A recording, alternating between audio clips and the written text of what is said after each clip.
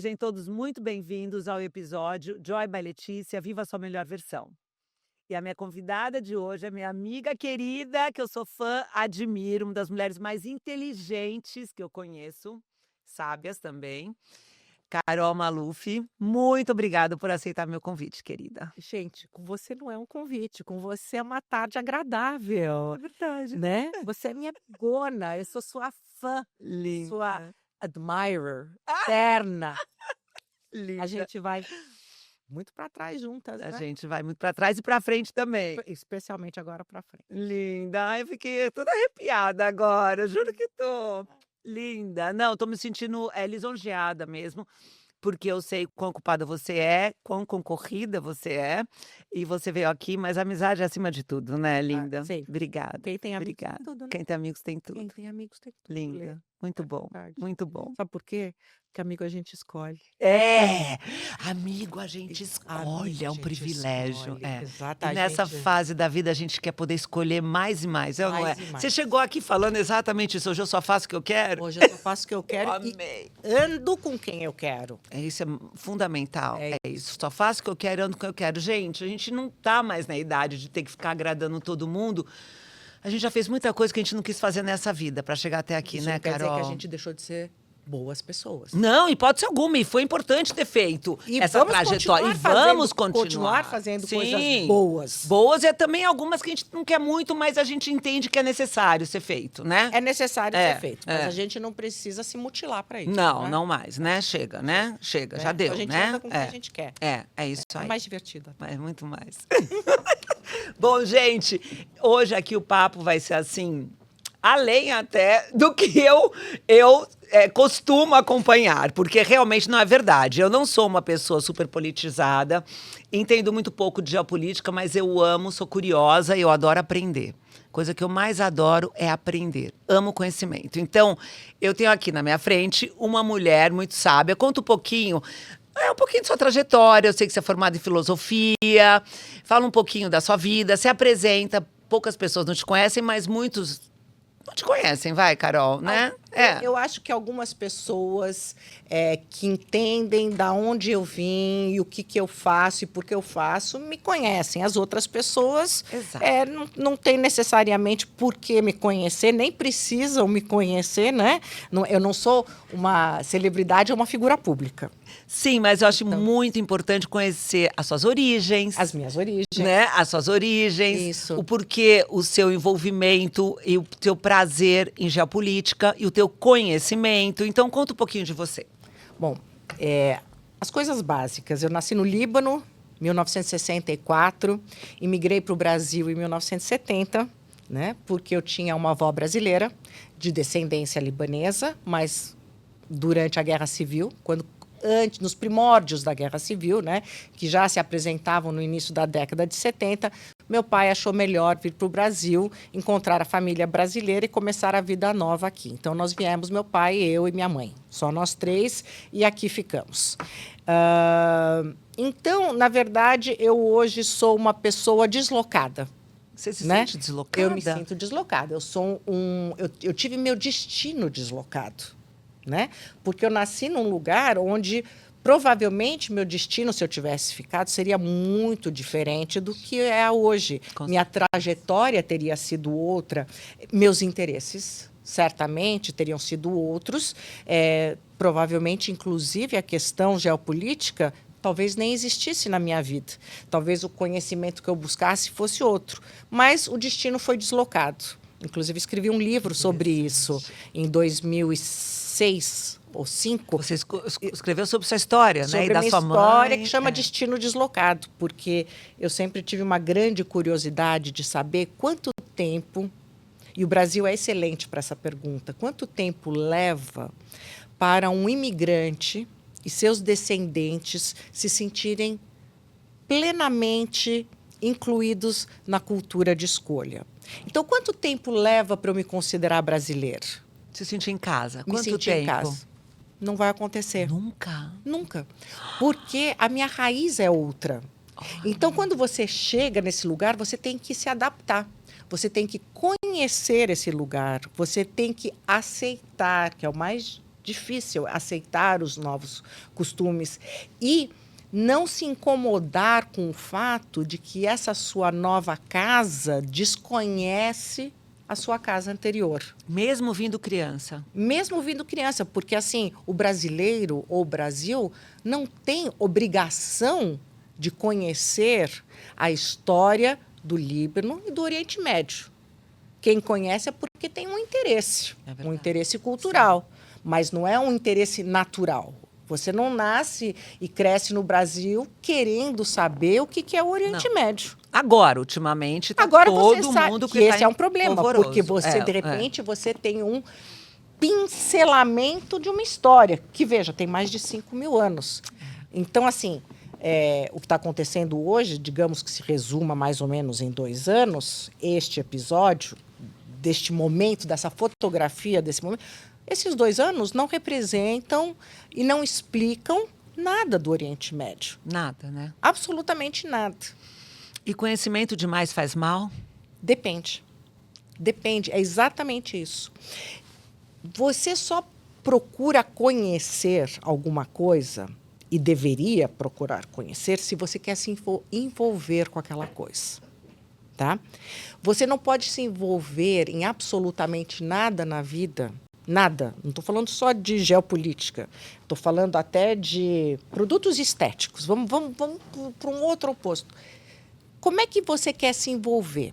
Opinar, falar, discutir, se você não sabe tudo sobre aquele assunto. É verdade. Né? Com certeza. Então, conhecimento é bom quando você quer se envolver naquele assunto. Então, se você tem um assunto que você quer explorar, vai fundo, tenha conhecimento e faça, e você se autorize a palpitar sobre aquele assunto. Mas não pode ficar na superficialidade, Não né? pode. Superficialidade, vá Não a fundo, pode, porque né? você- Porque aí quando você é vai muito falar- shallow, vai falar bobagem. Isso, é shallow, vai fazer... Agora, tem gente que tem prazer em conhecer também, e tem gente que diz, como em inglês a gente diz, ignorance is bliss. É uma bênção, às vezes, né? É uma mas é bênção. verdade, porque assim, o que você sabe, você é cobrado, é bíblico. O que você não sabe, você não é cobrado.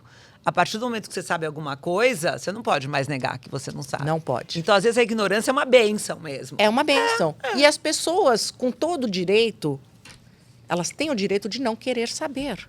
Tem absolutamente. Claro. Ou não Porque tem elas não interesse. podem... É palpitar sem saber. sem saber. Né? É dizer algo e afirmar, porque aí elas vão sofrer também. Elas acham, elas vão causar mal ao outro, porque elas estão palpitando na vida Sim. do outro sem saber, mas elas vão acabar tendo que bater de frente com o conhecimento.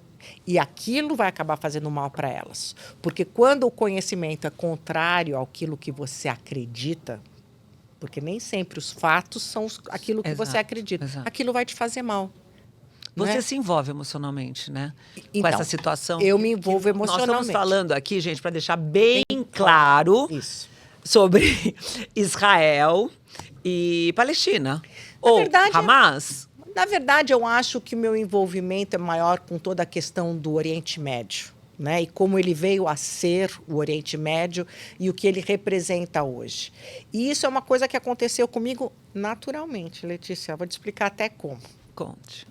Quando eu vim para o Brasil, eu sou libanesa, filha de libaneses. A família do meu pai, por exemplo, ela descende de uma tribo nômade que chama Hassanide. Tá? E que lugar do Líbano? Não existia Nas Líbano. montanhas, é nômade, não né? existia Quer dizer, Líbano. não existia Líbano. Existia um grande deserto que todo mundo não sabe o que é esse deserto. Tá? Ele tinha um nome de grande deserto da Síria, mas ele nada tem a ver com a Síria moderna. Né? Então, as pessoas não conhecem isso. Mas, enfim, para te dizer que a minha história é muito longa. É muito longa, eu até brinco. Nós temos um livro da família Maluf, porque eu sou da família Maluf, que conta as origens dessa família, dessa tribo, que eram 7 irmãos. E como eles depois se multiplicam na família Maluf. Então, hoje você tem muitos nomes de famílias libanesas que, na verdade, são descendentes dessa tribo Ghassani, E, então você pega os Yazigi, os Khalil, são todos filhos de Malufes. Então, por que a família Khalil hoje era Maluf? Porque existia, digamos, o Khalil Maluf, né? Mas aí, como tinha muitos Malufes, chegou uma hora que você se referia ao filho de Khalil, né? Que legal. Então, deixou o Maluf de lado e virou Khalil. Então, se você pergunta se a família Maluf é toda conectada, ela é, por incrível que pareça. E são milhões de pessoas no mundo e tem até uma convenção em Houston todo ano Dos Malufes? dos Malufes, Olha. para quem quer se reunir e estudar mais a sua arte. Mas, enfim, tudo isso para te dizer que são a minha herança é libanesa, do território libanês, desde lá atrás. Sim, não como eu, que sou neta de libanês. Você nasceu no Líbano. Eu nasci você tem lá, propriedade para falar. Minha história vem da época ainda em Exato. que só existia o Monte Líbano, porque o Líbano não é o Líbano. O Líbano começa como um monte, que a gente vai chegar lá. Mas tudo isso para te dizer que eu cheguei no Brasil e a primeira coisa que todo mundo falava para mim é assim, nossa, que turquinha linda. É. Não, se chamavam de turcos. Exato. A turca. Minha mãe fala isso, era os turcos, a turca. É. Aquilo Era uma loucura. acabava comigo, eu falava É como se falasse os argentinos. Nossa, que Argentina é linda. É, que argentino. Não, e ainda pior, porque assim, se você considerar que a língua na Turquia nada tem a ver com o árabe libanês, tá? Que também tem pouco a ver com outros países árabes. Então, quando eu dizia, mas eu não sou turca.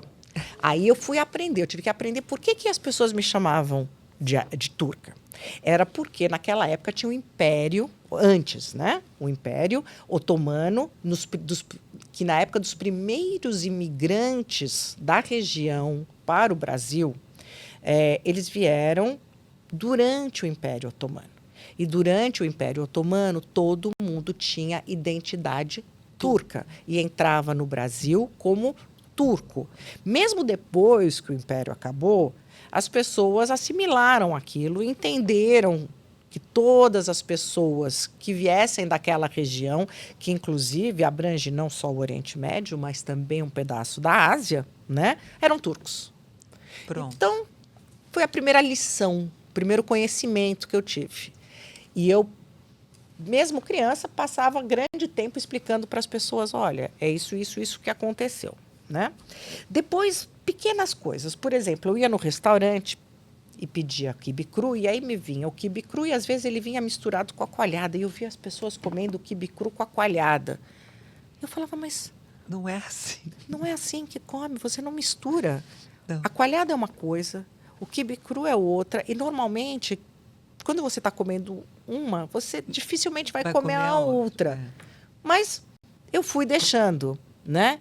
E aí, até as pessoas entenderem que Marrocos, Jordânia, Egito, e tudo aquilo ia me fazendo mal, porque ia destruindo a minha identidade. Né? Então, naquele momento, eu tive que dizer, então tá, eles não são obrigados a saber. Isso você está falando que faixa etária? Adolescência? Eu cheguei com 7 anos e isso durou, acho que uns 10 anos da minha vida, até os 17, 18 anos, durou até eu ser naturalizada brasileira. Nossa. Então, eu falava assim, é a mesma coisa que me perguntarem, ou ao contrário, que eu brinco assim, é como perguntar para um húngaro, né, o que ele achava da seca do Nordeste no Brasil na década de 80. Ele não tem a menor noção. Não. E se ele palpitar, ele vai estar sendo leviano. Mas eu não posso culpar ele por não saber, porque ele não tem a obrigação de saber, mesmo. Então, foi aí, nesse momento, que eu decidi, não. O Brasil não tem a obrigação de conhecer minha história, mas eu tenho a obrigação de conhecer a cultura brasileira, eu tenho a obrigação de assimilar a cultura brasileira, esta é minha nova casa, né? Eu tenho que aprender. Não é o Brasil que tem que aprender a Carol. Sim. Né? E aí eu acho que foi nesse momento que eu comecei a apreciar o conhecimento em geral. Né? Então, todo o assunto que eu queria me envolver, eu falava, bom, se eu vou me envolver, eu preciso conhecer para não chamar alhos de bugalhos, né? Para não acontecer o que acontecia comigo. Chamar uma libanesa de turca. Sim. Eu não ia chamar uma banana de maçã. E tudo isso, como que eram as conversas na sua casa com seu pai, com a sua mãe, sobre essa pauta? Como que eles administravam você vir com essas questões de criança, de adolescente, talvez até um pouco de bullying? Como que... É? Eu acho assim, meu pai sempre foi uma pessoa muito voltada ao conhecimento. Então tem esse outro lado também, que eu acho que é meio genético, né? Uma coisa meio de DNA, né? Claro. Acho que meu pai sempre buscou conhecimento em várias áreas. Então, não só a questão do Oriente Médio. Eu chegava em casa da escola, todo dia tinha... Eu chegava, já ouvia, abria o portão, tinha um disco de música clássica tocando. Massa. E não bastava eu entrar em casa e ouvir a música. Eu tinha que saber quem era o compositor. Não é que eu tinha que saber. Ele não escutava Não músicas era aula. libanesas? Porque Também minha mãe fala escutava. que o avô dela ficava com Não, rádio, meu- escutando. Não, músicas. escutava tudo. Mas assim, sempre que a gente escutava alguma música, ele vinha com uma história. E ele contava de um jeito interessante. Então, né? Então eu era pequena, ele falava assim das cavalgadas de Wagner. Então eu já imaginava aquela cavalgada e aquela música e o cavalo e etc e tal. Então assim, era um jeito gostoso. Gostoso de Então aprender. meu pai, quando eu vinha com algum questionamento, Questão, ele fazia questão de sentar e conversar e transformar aquilo numa situação agradável. Que graça. E dizer assim, as pessoas não sabem. E elas não têm a obrigação de saber, mas você tem. Ele sempre falava, elas não têm, mas você tem. Elas não têm, mas você tem.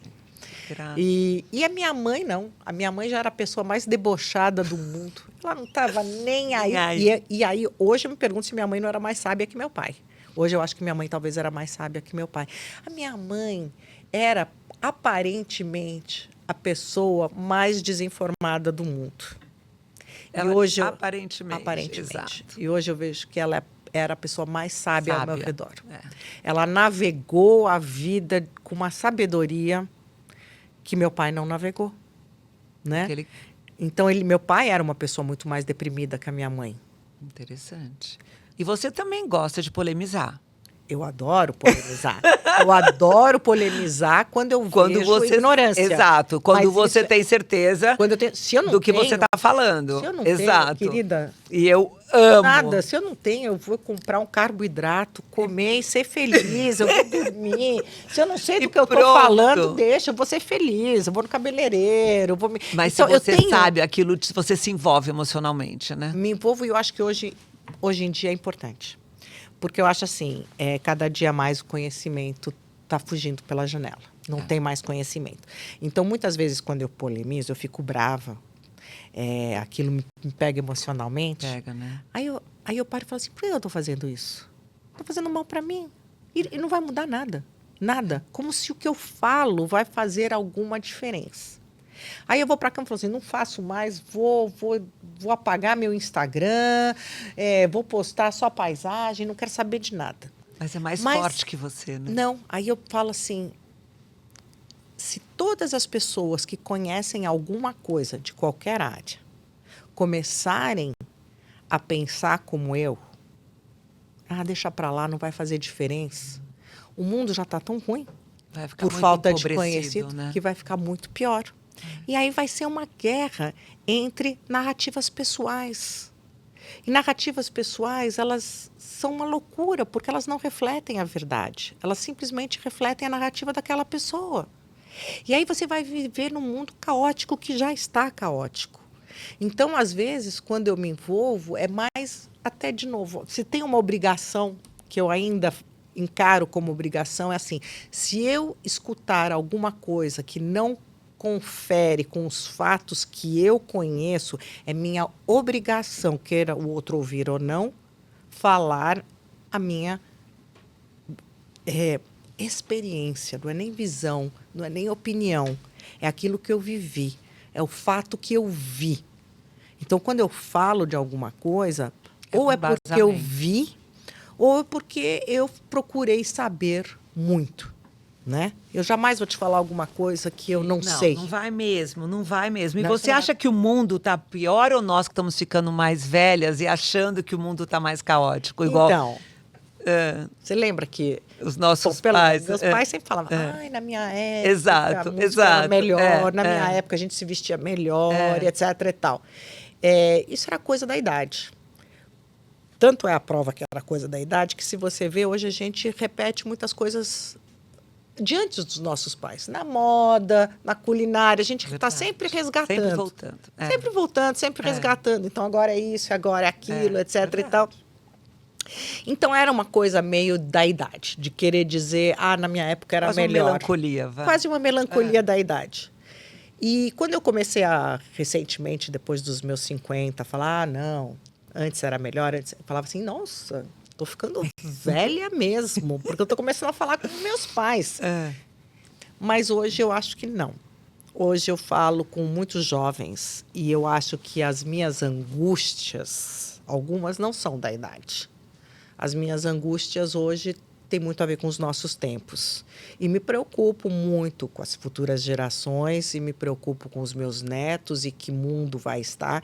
Eu acredito muito no progresso, acredito na tecnologia, acredito que na saúde nós estamos melhor, estamos salvando vidas, estamos vivendo muito mais. Vivendo até demais. Estamos vivendo até... Porque eu não sei como que esse mundo vai abrigar tanta gente, apesar que a natalidade está menor, ninguém mais tem aquela quantidade de filhos, você vê as tribos e se multiplicavam, isso acabou, essa multiplicação, né? Acabou. Em massa, cada um tem um filho, 2, porém tá uma longevidade um pouco exacerbada, talvez. Eu acho. Né? Gente, porque eu falo, não, porque os novos 60 são os novos, os 60 de hoje são 50. Falo, desculpa, ninguém avisou meus ossos, minhas cartilagens, que elas não têm 58 anos, que elas têm 38. Não, eu tô envelhecendo. Por melhor que eu tente me alimentar, me cuidar, tudo, mas não adianta, ter um desgaste natural, né? Tem um desgaste natural. Porém, quem sabe a ciência vai chegar trazendo cada vez mais novidades. Você toma com 60 e você vira 38. Mas daqui a pouco a gente vai estar exausta, não vai? Ou essa pílula vai vir vai tirar também o cansaço. Vai tirar o cansaço, vai te deixar novo, de novo. Porque, meu Deus, tomara a Deus, então. Porque, não tem dia que você tá exausta? Tem. Gente, hoje, por exemplo, tá muito hoje rápido, tá doendo tudo coisa. Também. Então, hoje olha, tá doendo o joelho, tá doendo o cotovelo, tá doendo aqui, tá doendo tudo hoje. Hoje tá doendo eu não tenho tudo. um dia sem dor, minha amiga. Bom, pelo menos estamos aqui. Estamos aqui, a prova. Mas a gente luta contra, né, a dor e contra ficar se entregar, entregar. A gente tem nós somos entusiasmadas com a vida, digamos assim. Isso ajuda muito. Essa é a nossa vitamina, a sua e a minha, e é isso que identifica a nossa amizade. Total. O entusiasmo. O entusiasmo, a curiosidade pela vida. Às vezes chamam a gente de louca, né? Mas tá tudo certo. Não, mas elas eu acho tem ótimo. Pino que tá faltando aí. Fora da caixinha. Você fala que eu sou fora da caixa, eu falo que você é fora da caixa. E hoje eu vou ver a Letícia fora da caixa. Fora da caixa, e a Carol fora da caixa. E é muito bom isso. Muito bom. É muito bom que tem uma troca muito boa. Mas eu quero falar um pouco de geopolítica. Vamos voltar. O que você quer saber? Eu quero saber por que que os vizinhos como Jordânia, como Egito, os vizinhos lá, não se envolvem tanto como nós do Ocidente nos envolvemos, sendo que eles estão ao lado. Me explica por quê. Por que acontece isso? Eu poderia te explicar, Letícia, voltando lá atrás, no início dos tempos, né? Quando existia uma área.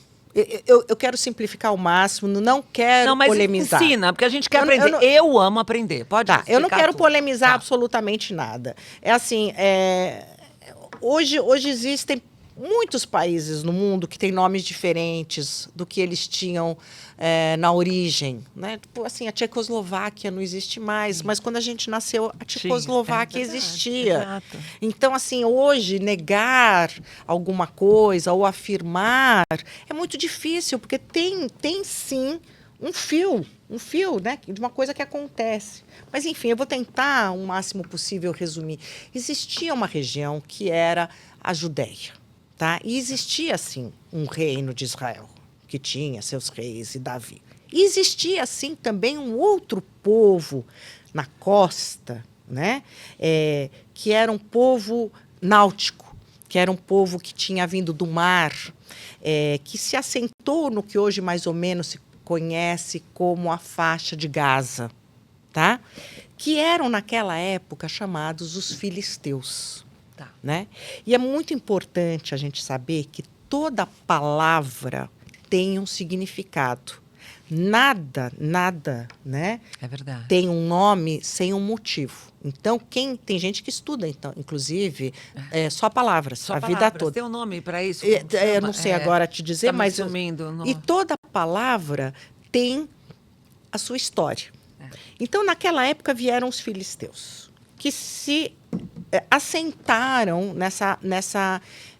O reino de Israel era mais interno. Tá? Era mais montanhoso, mas eles buscavam também navegar, então eles meio que criavam portos para ter acesso ao mar. E esse povo de navegadores, que vinha de várias pequenas regiões, acabava se assentando nessa costa marítima que a gente pode chamar do que é a Gaza hoje. Tá. Mas eu não vou entrar nesse... Muito bem. Naquela época, existia esse povo de Israel, tá? que tinha regras e era monoteísta. Acreditava no só Deus. Né? E era um povo que criou o artesanato, os artesãos, o trabalho. Este povo que chega, é um povo que chega, ele não é monoteísta. Ele acredita em várias figuras e vários deuses, o do bem, do mal, Belzebu, né? E é um povo que não tem muito interesse em conhecer ou aprender ou progredir ou desenvolver como o povo interno. Vamos deixar bem simples, tá? Esse povo interno... Você diz em todos os sentidos, agronomia, cultura... Conhecimento. Tá. Não tem interesse e não tem interesse em, o mais importante de tudo, na espiritualidade do povo que estava lá dentro. Tá? Nessa busca por Deus. Tá. Né? Então, quando você tem, por exemplo, passagens de Davi e Golias na Bíblia, quem é Davi? Davi é aquele que vem desse povo monoteísta, que defende um Deus só, que defende o conhecimento, que defende a ordem, né? E ele luta com aquele que é considerado mais bárbaro, que é o Golias, que vem do mar, etc. e tal. E que não acredita em nada dessa ordem e que não acredita que precisa ter divisão de terra, que não precisa ter demarcações, que tudo é de todo mundo, etc. e tal. O povo de Israel, então, decide nomear essas características com um adjetivo. E eles chamam os filisteus, tá? Como quem quer dizer aqueles que não querem saber, aqueles que não querem aprender. Não que eles não façam parte desse território, porque eles estão na costa, mas eles são diferentes. Então, a gente acredita num Deus, eles acreditam em vários, a gente acredita que tem que ter leis, eles não acreditam. Você está falando em que ano, mais ou menos? Muito antes de Cristo. Muito antes de Cristo, por aí. Não vamos dar datas para não complicar. Eu estou contando uma história. Tá resumindo. Estou falando de 5 mil Imagina anos. você, avó, que delícia seu netinho com as histórias, que você conta muito bem. Ele vai querer. Se ele quiser. Porque é muito gostoso. E aí começam, obviamente, as brigas. Lá atrás. Pensa assim, 3 mil anos, vai, vamos botar. E aí começam essas brigas, e esse povo, então, resolve chamar esse outro povo de filisteus, como uma descrição, não como uma etnia, não como uma nacionalidade, não como uma religião, não como nada. É assim, como dizer assim, tem aqueles que querem fazer ginástica, e tem aqueles que não querem fazer ginástica. Então, vamos chamar os que querem fazer ginástica de ativos e os que não querem fazer ginástica de sedentários. Pronto. É só uma descrição. Nada mais do que isso. Okay? O que acontece? Durante o Império Romano, o imperador Adriano, que invade, conquista tudo, ele fica muito de bode da Judéia. Tá? Porque a Judéia não quer se submeter ao Império Romano. Fica puto.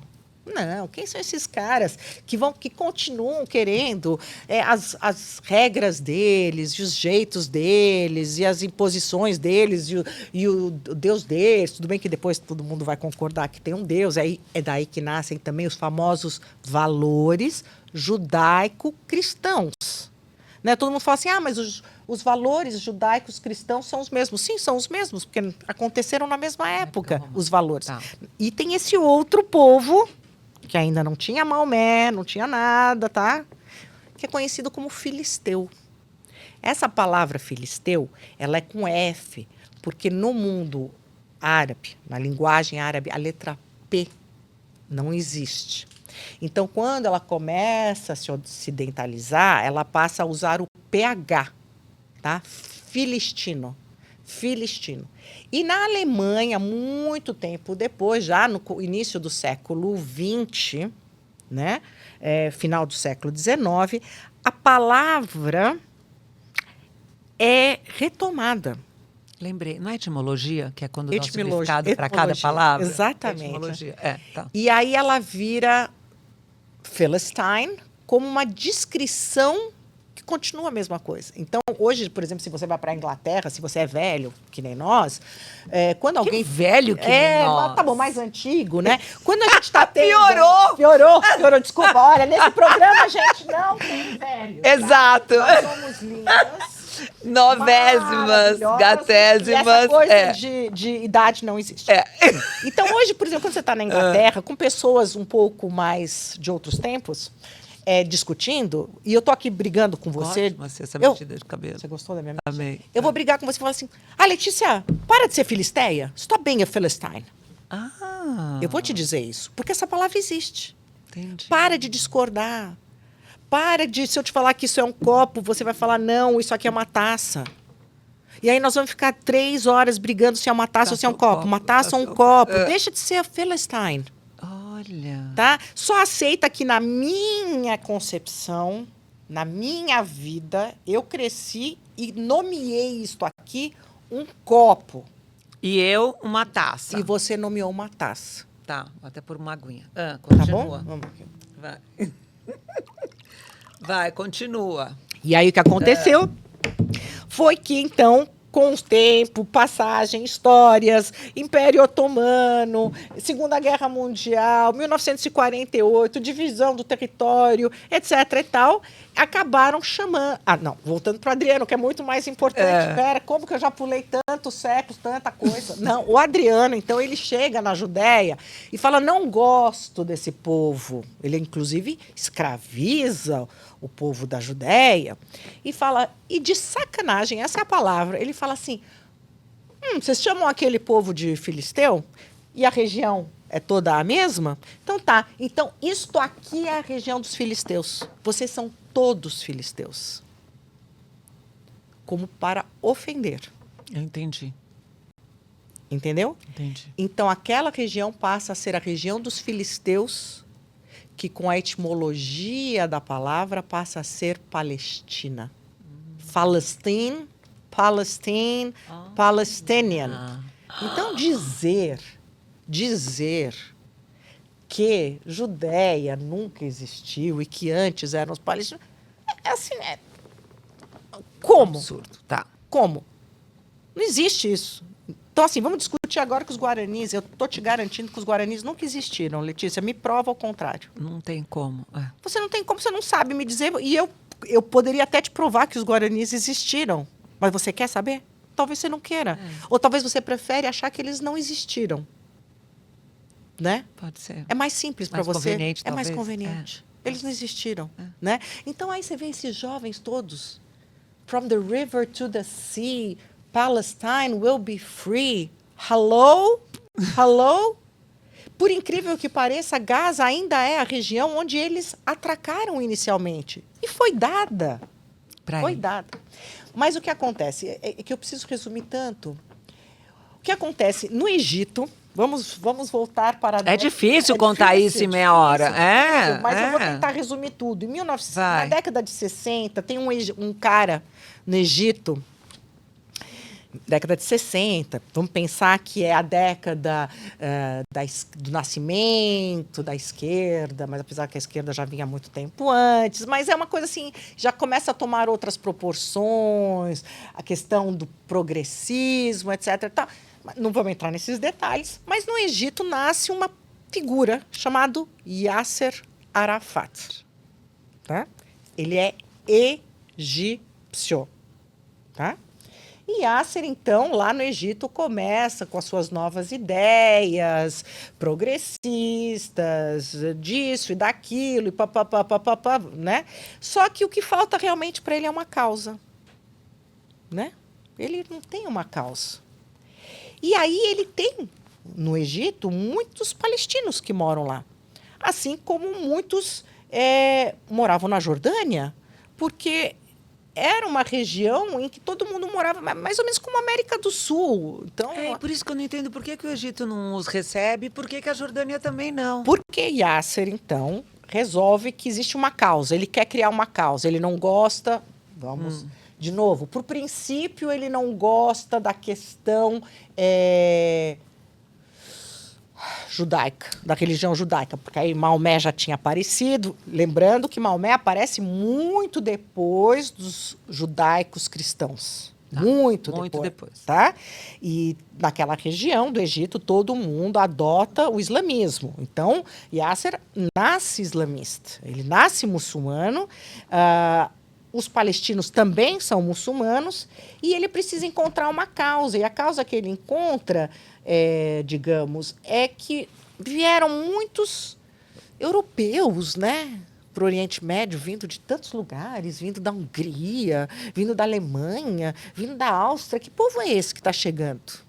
Esse é o povo sobrevivente do Holocausto, né, que está tentando voltar para suas origens, porque apesar de dizerem que a religião judaica é uma coisa e ser de Israel é outra, é equivocado.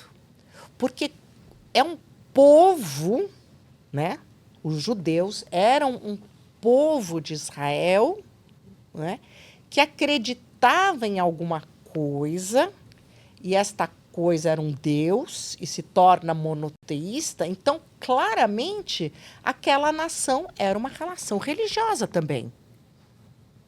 Porque eles nascem como nação acreditando em alguma coisa.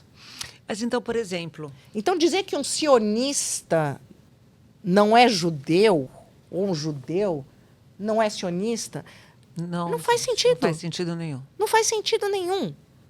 Existem hoje, claro, os jovens judeus... Então, peraí, só uma pergunta, talvez, não sei, ignorante, mas todo mundo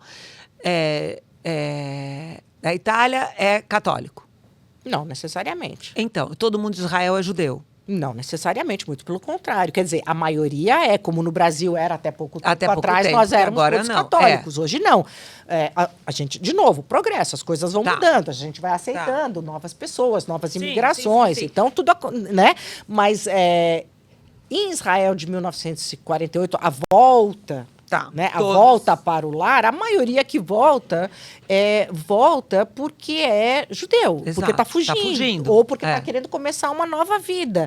E vale ressaltar que naquela época, muito antes de 1948, já na década de 30, antes mesmo do Holocausto, muitos judeus já queriam imigrar de volta. Né? E começaram a comprar terrenos.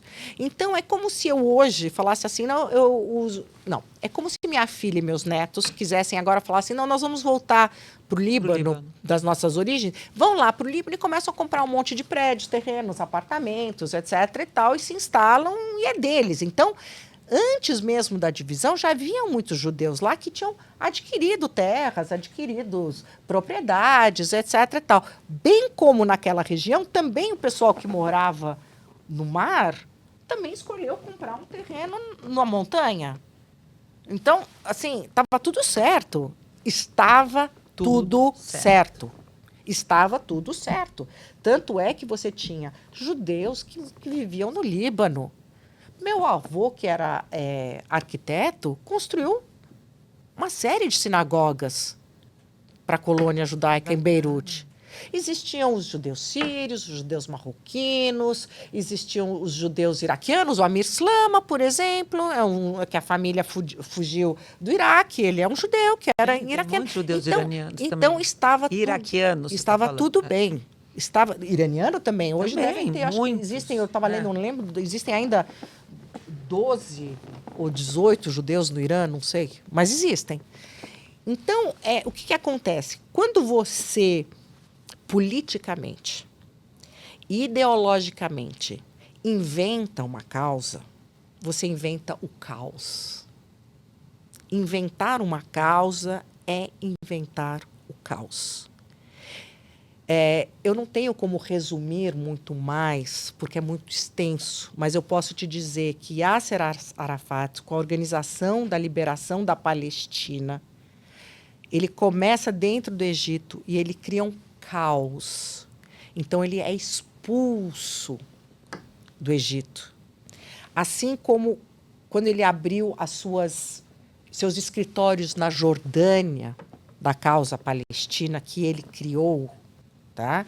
Ele cria o caos para o rei na Jordânia.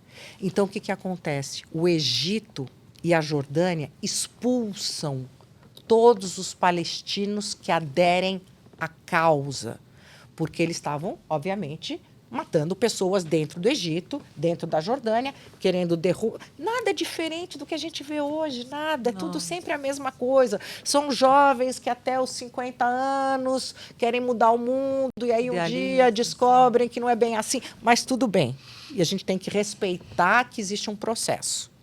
Mas muita gente morre nesse processo. Existe muita violência. E ela é desnecessária. Ela é absolutamente desnecessária. Então, o Egito e a Jordânia mandam seus palestinos para fora, os que têm uma causa, e quem os recebe? O Líbano. Os recebe como refugiados com a OLP. E aí? Só que no Líbano, eles dão para os palestinos como meu marido inglês agora, por exemplo, ele não é brasileiro, mas ele tem a residência no Brasil. A mesma coisa, mesma coisa. Como Knut. Como Knut. Eles dão a residência, né, para os palestinos. Só que em algum momento, esses palestinos claramente se reproduzem, aumentam de gente, e sempre no Líbano houve uma coisa que era supostamente para ser belíssima, que era a possibilidade de você ter uma representatividade de todos no governo. Então, o Monte Líbano, que é o início do Líbano, que é o mais importante as pessoas saberem sobre o Líbano, o Monte Líbano começa com o é um santo, o São Marum. Tá? O São Marum, ele vai para o Líbano, ele sai oh, meu Deus, Antióquia, ele sai e vai e cria, ele está ligado a Roma, ele está ligado ao Papa. Ele chega no Monte Líbano e cria no Monte Líbano a religião maronita. Maronita. Você sabe que minha mãe tem um bisavô maronita, um padre maronita. Padre. Então, o que é um maronita? Um maronita eu poderia descrever como é ligado ao Vaticano, é ligado ao Papa e é um catolicismo fervoroso. É um católico radical. Olha. Radical. Mas ele pode casar, esse não pode nada. Não, você pode? Não. Você está falando de outras coisas, né? De outras religiões de padres que também podem casar, que também que estavam... o padre maronita pudesse casar. Pois é. Não, você deve estar pensando na igreja... Não, nesse mesmo, juro. Maronita mesmo. Mas então, errado. Aí o padre maronita, então, é o São Marum, é um ermita. Eremita, ele não sai da caverna. A religião dele é só ele com Deus. Né? Então, o Monte Líbano começa sendo um país, digamos, uma nação extremamente católica fervorosa. O que acontece é que depois de 1948, depois da divisão, né, depois que houve ao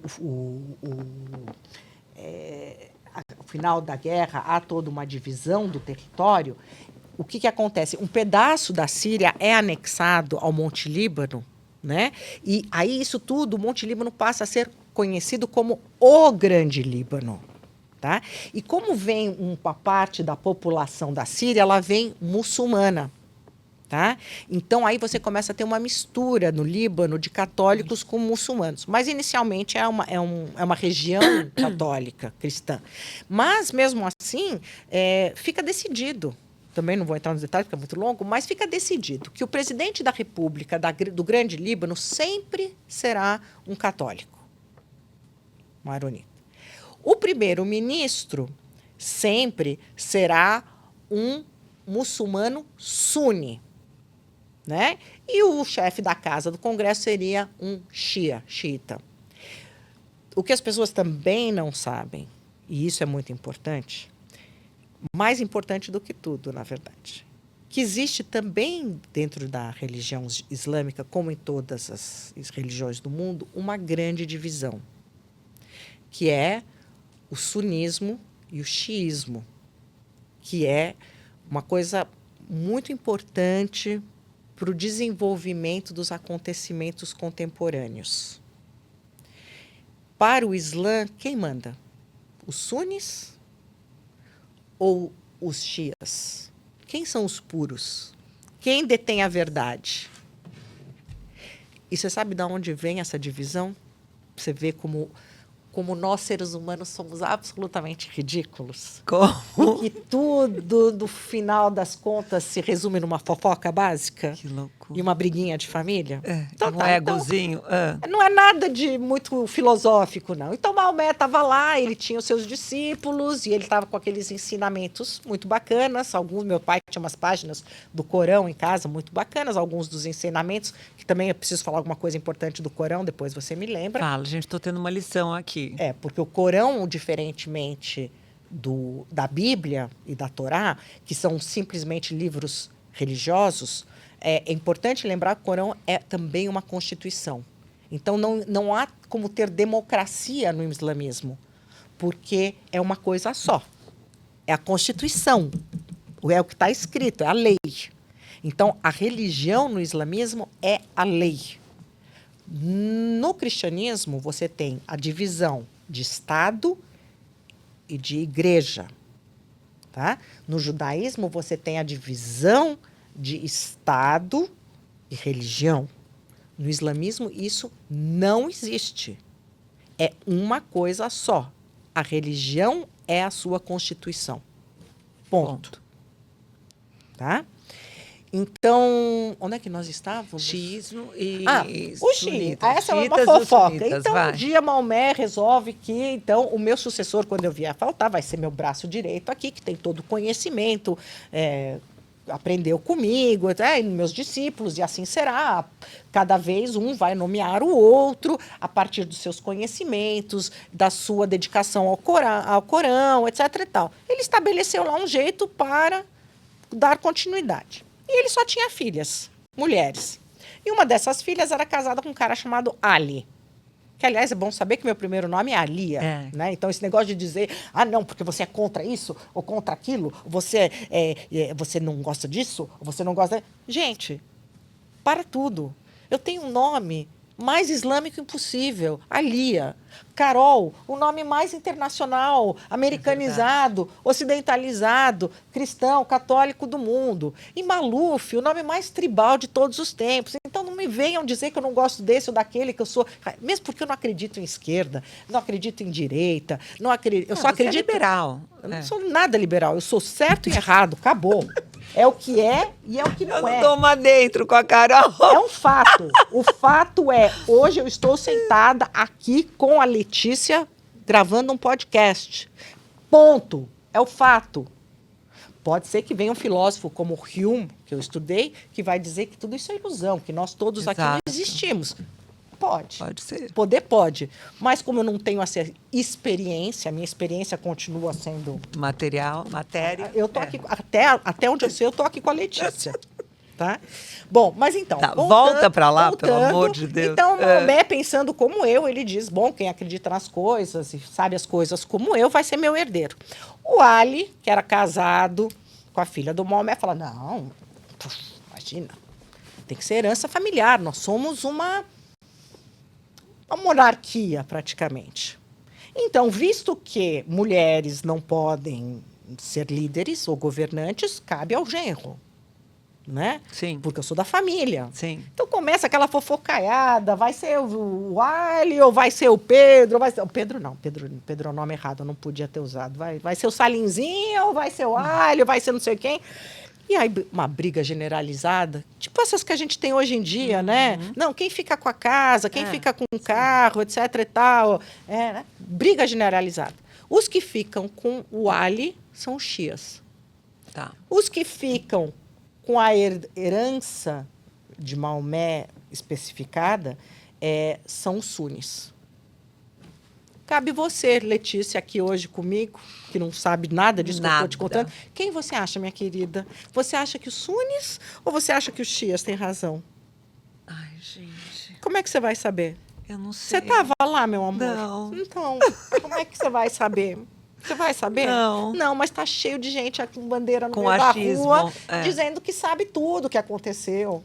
Gente, por favor, Não dá, né? vamos parar de se matar Exato. porque a gente acha ou desacha, Exato. né? Vamos parar de reclamar e vamos só viver, porque, ó, O tempo tá no tá relógio. correndo. Tá correndo. Eu te dei aqui uma explicação muito por cima, um salzinho em cima da comida. Sim, mas é mas, que gente, não dá posso para eu te falar? contar tudo, né? Porque assim, você deveria ter um programa seu de história, de cultura, de geopolítica. É verdade, Carol. Porque você explica bem, você tem um conhecimento absurdo e é muito bom. Tipo, eu tô aqui quieta, acho que é o primeiro podcast que eu tô quieta sem abrir a boca, mas desde o começo eu falo falei, demais. eu não entendo nada desse assunto. Mas Joy também é cultura e eu quero aprender. E Mas você o seu deveria dar papel- esse tipo de aula Mas pra o gente, seu papel porque não é isso que você muito não sabe nada. bem-vindo. Você sabe tudo. Você Não, quer eu saber fico como quieta, você se sabe eu não tudo? sei, eu Você eu sabe vou- que você pode chamar a Carol para te falar de alguma coisa que você não sabe. Então você sabe Exato. tudo. É isso. Então você sabe eu tudo. assumo que eu não sei, mas que eu quero aprender. É isso. Então você já sabe mais que todo mundo. Não, eu tenho a curiosidade. Exato, amiga, obrigada. Mas é verdade, mas pelo menos é muito importante você saber e querer aprender. Eu acho que isso é que faz a diferença, a gente querer aprender. E não se meter ou se envolver com aquilo que você não tem conhecimento. Só simplesmente prega paz. Pronto, é isso que você falou. A gente não tem tempo para ficar Não tem tempo. se envolvendo numa confusão sem ter o conhecimento. Não. É muita história, qual a são diferença? muitos anos. Qual a gente. diferença na minha vida? Qual a diferença na minha vida se a Letícia quer andar na rua com abacaxi na cabeça? Nenhuma. Nenhuma. Mas o povo E adora vice-versa, julgar, né? e Infelizmente. vice-versa. As pessoas parecem que estão cada vez piores É nessa isso. coisa do julgamento. O julgamento. Tá muito feio. Eu não sei se a internet ficou. As pessoas estão satirizando os outros, estão mais maldosas. E você vê como é a coisa, né? Porque Você não sente isso? Nossa, qualquer coisa o mundo está viraliza, terrível, qualquer tá coisa um fala terrível. mal, tira sarro do outro. E é Tá engraçado feio. que aquele que tira sarro, Tá feio. aquele que tirou o sarro ou que criticou, não está conseguindo entender agora por que as pessoas também estão tirando o sarro e criticando. É, Porque ninguém é dono da verdade. exato. Entendeu? Então, por exemplo, você pega a coisa do politicamente correto, né? Primeiro que politicamente não tem correto. É. Porque a política vem de uma palavra que chama Negociação, polis. né? É a Política polis. é. É a polis, é onde todo mundo se reúne para resolver E negociar. e negociar. É. Então, se você já impõe uma polis correta, onde está a polis? Exato. Onde está a democracia? Exato. Não existe. Existem, porém, e nesse sentido eu sou muito conservadora, existem regras. E as regras não estão aí para censurar, elas não estão aí para atacar. As regras estão aí para proteger. As regras protegem a mim e a você quando discordamos. Porque daí tem uma regra. É uma regra, mas é uma regra que nós duas decidimos que Seguir.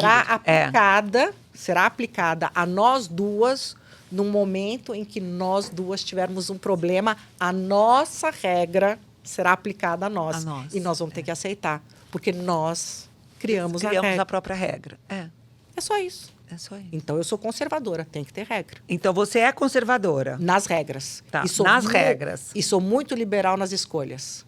Tá. Se você quiser andar com abacaxi na cabeça, É mesmo. Porque se Você é uma faz pessoa o que que não você julga quiser. ninguém, é você. Eu não E julgo. eu adoro isso Não em você. julgo. Adoro isso em você. Você pode contar o absurdo que for, que você não vai palpitar, opinar, só vai aceitar. Nada, nada. Pronto. Contanto que você não tenha causado Sim, mal a alguém. óbvio, Se você óbvio. causou mal a alguém, aí nós vamos brigar. Mas É. se você não causou, você pode fazer o que você quiser, minha amiga. O que você quiser. Até sair com abacaxi na cabeça. Até sair com uma caixa na cabeça. Ai, Carol, eu passaria horas aqui, mas a gente tem que ir, né, meu amor? Tem, depois a Sim, gente a gente continua faz, a gente no continua, nossos drinks. Sim, nossos continua mais edamames. tarde. Ou você, exato, nosso japa. Ou você volta aqui também para contar mais um pouco, Eu né? sei que tinha mais coisa que você queria Tem perguntar. muito, Mas tem aí uma é outro lista aqui. assunto. Mas é outro assunto, não tem Não problema. vamos A misturar gente- esses dois não vamos assuntos. alhos com bugalhos, é isso. isso. E, querida, eu só quero que você pegue um cartãozinho aqui, uma cartinha, com umas perguntas reflexivas. E responda para nós. Quando você fala que vai fazer Fala no algo, microfone, senão ninguém vai... Quando você fala que vai fazer algo, você realmente faz ou fica somente no discurso? Amiga, eu sou capricorniana. Apesar de toda a minha lógica, eu adoro horóscopos, adoro astrologia, porque eu também. acho que é matemática. Astrologia, Que para mim, é bom! matemática. Que bom! Né? Para mim, assim, aquela hora que você nasceu, as energias do planeta estavam, de alguma forma, conectadas e criaram aquele ser. Então, não tem nada a ver de misticismo, não. Não, é tem a ver matemática, é isso, eu também acho. com a sua química energética. Aliás, meu meio do céu é Capricórnio. É, Vou morrer então, trabalhando. Vai morrer trabalhando. Vou. Então, se eu falo para você que eu vou fazer alguma coisa, mesmo que eu não queira fazer, eu vou fazer. Exato. Né? Apesar que eu estou mudando. Comecei aqui esse podcast Não, mas falando. se você diz que vai fazer, Se você eu vai disse. fazer. É, eu só vou dizer se eu quero. Exato. É verdade, tem Não, razão. tá coerente. Tá Tá coerente, tá Tá bom. coerente. Tira mais uma, vai. Quais relações cotidianas mais te desestabilizam e roubam sua energia? Essa foi boa. Instagram. Não, Não. Ah, não. Você quer saber o que me... fala, quero. Fala. Relações em que as pessoas me perguntam muito como fazer e o que fazer. É engraçado Não, isso, dá um né? exemplo. Eu gostaria que todas as pessoas que me cercam fossem mais decididas com elas mesmas e mais proativas. Então, eu digo isso desde o trabalho, no trabalho, nas relações familiares. Para mim, me dá um... É assim, é como dizer... Sabe qual é a melhor mãe que existe no mundo? É aquela que o filho não precisa mais dela. Ah, não, com certeza. Ela fez tudo certo, Exato. né? Qual é o melhor chefe do mundo? É aquele que o funcionário não entra para perguntar nada. Exato. E isso te cansa. Então, Muito. eu trabalho muito para que isso não aconteça. Eu, graças a Deus, acho que tive mais sucesso com os meus filhos nisso. Não sei se tive muito sucesso com meus companheiros na vida, ou funcionários, ou até amizades. Mas eu acho que caminho para isso. Relações, por exemplo, de amizades, onde a pessoa me cobra muito para que eu interfira na sua vida ou faça alguma coisa por ela, eu faço, claro que eu faço, mas eu gostaria que aquela pessoa... Sim.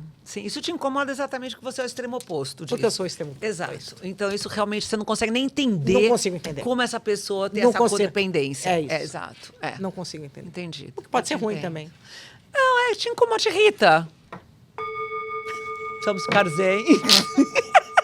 Duas mulheres intensas. Como vocês puderam perceber, mais uma vez eu acabo esse podcast em silêncio.